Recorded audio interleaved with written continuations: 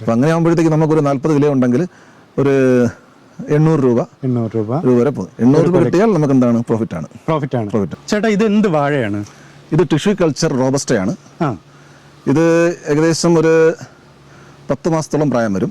10 മാസത്തോളം. ഇത് നമ്മൾ മേടിക്കുമ്പോഴത്തേക്ക് ഏകദേശം ഒരു 3 ഇഞ്ച് അല്ലെങ്കിൽ 4 ഇഞ്ച് മാത്രമേ ഇതിന് ഹൈറ്റ് കാണത്തുള്ളൂ. പരമാവധി പോയാൽ 5 ഇഞ്ച് ഹൈറ്റ് ഉണ്ടാവും. ഏകദേശം 2 മാസത്തോളം ഇതിനെ പരിചരിക്കുന്നത് വളരെ പ്രയാസമാണ്. കാരണം നമ്മൾ വെള്ളം കൊടുക്കുമ്പോഴത്തേക്കും ഒക്കെ തണ്ട് ഒടിഞ്ഞു പോകാൻ സാധ്യതയുണ്ട്. അപ്പം വളരെ ശ്രദ്ധയോടെ പരിചരിച്ചിട്ട് 3 മാസം ആകുമ്പോഴത്തേക്ക് അതിൻ്റെ വളർച്ച പെട്ടെന്ന് കൂടുകയും ഒരു 5-5.5 മാസം ആകുമ്പോഴത്തേക്ക് പൂർണ്ണ വളർച്ച എത്തിയിട്ട് പൂ വരും. നമ്മൾ കുടം വരും. അതിനുശേഷം ഒരു 2.5-3 മാസം കൊണ്ട് 3 മാസം 90 ദിവസം കുടം നമ്മൾ കൂമ്പ് പിടിച്ചു കഴിഞ്ഞാൽ 90 ദിവസം കഴിഞ്ഞ് നമുക്ക് കൊല വെട്ടാൻ പറ്റും.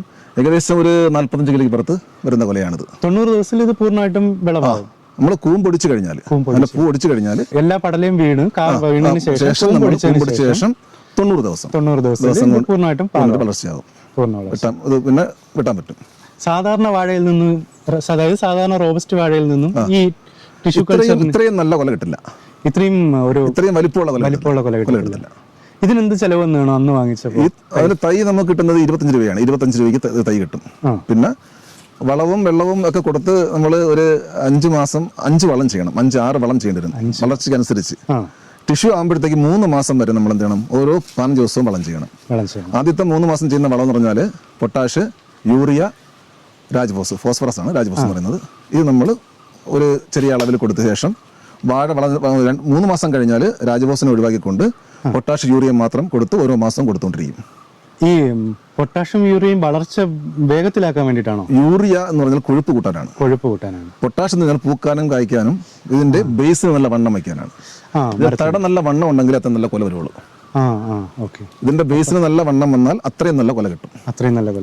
അതൊരു നല്ല റിസൾട്ടിലേക്ക് എത്തിക്കാനായിട്ട് പൊട്ടാഷ് വളരെ അത്യാവശ്യമാണ്. ഈ എല്ലാ കാർഷികൾക്കും വളരെ അത്യാവശ്യമാണ്. കാരണം വില കൂടുതലുള്ളത് കൊണ്ട് സാധാരണ കർഷകർ അത് കുറഞ്ഞ അളവിൽ ഉപയോഗിക്കാൻ പറ്റുന്നുള്ളൂ. ഒരു പാക്കറ്റ് 1800 രൂപയാണ് ഒരു പാക്കറ്റ്. സാധാരണക്കാർക്ക് വാങ്ങിച്ച് അങ്ങനെ ആവശ്യാനുസരണം ഉപയോഗിക്കാൻ പറ്റില്ല. അത്യാവശ്യം പറ്റുകയുള്ളൂ. കാരണം യൂറിയ ആകുമ്പോഴത്തേക്ക് ഒരു ചാക്കിന് നമുക്ക് ഒരു 300 താഴെ വില വരുന്നുള്ളൂ. പക്ഷെ യൂറിയ ഒരുപാട് ഇട്ട് കഴിഞ്ഞാൽ അത് വാഴയ്ക്ക് ദോഷം ചെയ്യും. ചെറിയ മഞ്ഞളിപ്പ് ഞാൻ കാണിച്ചു തരാം. ചില വാഴകളിൽ മഞ്ഞളിപ്പുണ്ട് ചെറിയ ഇലകളിൽ. ഇല ചെറിയ സ്പോട്ട് പോലെ റെഡ് സ്പോട്ട് ഉണ്ട്. അത് ഈ പൊട്ടാഷിന്റെ കുറവുകളുണ്ടാകുന്ന വാഴകളാണ്. പൊട്ടാഷ് കുറയുമ്പോഴത്തേക്കിന്റെ ഇലകളിൽ തിരിച്ചറിയാൻ പറ്റും. ഞാൻ കാണിച്ചു തരാം. 1-2 വാഴകളുണ്ട് ഇവിടെ. അത് കാരണം ഇവിടെ വളം ഒലിച്ചു പോകുന്ന ഏരിയ ആയതുകൊണ്ട് വളം ഇട്ടാൽ അത്രയും വളം കിട്ടുന്നില്ല. അതിന്റെ മൂട്ടിൽ കിട്ടുന്നില്ല. കുറെ വെള്ളം അവിടെ നിന്ന് വെള്ളം ഒഴിക്കുമ്പോഴത്തേക്ക് പോകുന്നുണ്ട്. അപ്പൊ അങ്ങനെയുള്ള വാഴകളിലാണ് ഈ പറഞ്ഞ ഈ റെഡിഷ് കളർ ചെറിയ റെഡ് സ്പോട്ട് വരുന്നത്. ഈ ഒരു കൊലയ്ക്ക് മാർക്കറ്റിൽ എന്ത് വില കിട്ടും? ഇത് ഓരോ സീസൺ അനുസരിച്ചാണ് വില വരുന്നത്. ഇത് 1 കിലോയ്ക്ക് 30 രൂപ പോകുന്ന സമയമുണ്ട്. ഇപ്പോഴത്തെ റേറ്റ് 22, 23 ആ റേറ്റ് പോകുന്നുണ്ട്.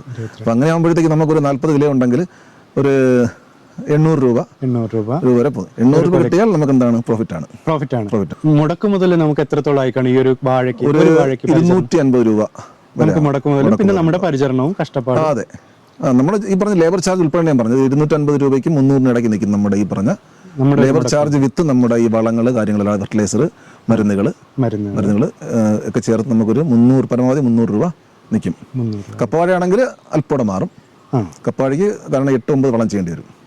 ഇതിനാകുമ്പോഴത്തേക്ക് 5-6 വളം ചെയ്താൽ. പിന്നെ ഇടയ്ക്ക് നമ്മൾ എന്ത് ചെയ്യും? കുമ്മായവും പിന്നെ അതുകൂടാതെ തന്നെ മൈക്രോ ഫുഡ് ഇതൊക്കെ യൂസ് ചെയ്യുന്നുണ്ട്. ഇത് ഈ വാഴ ഏതെങ്കിലും സീസൺ ബേസ് ചെയ്തിട്ടാണോ നട്ടെടുക്കുക? അല്ല.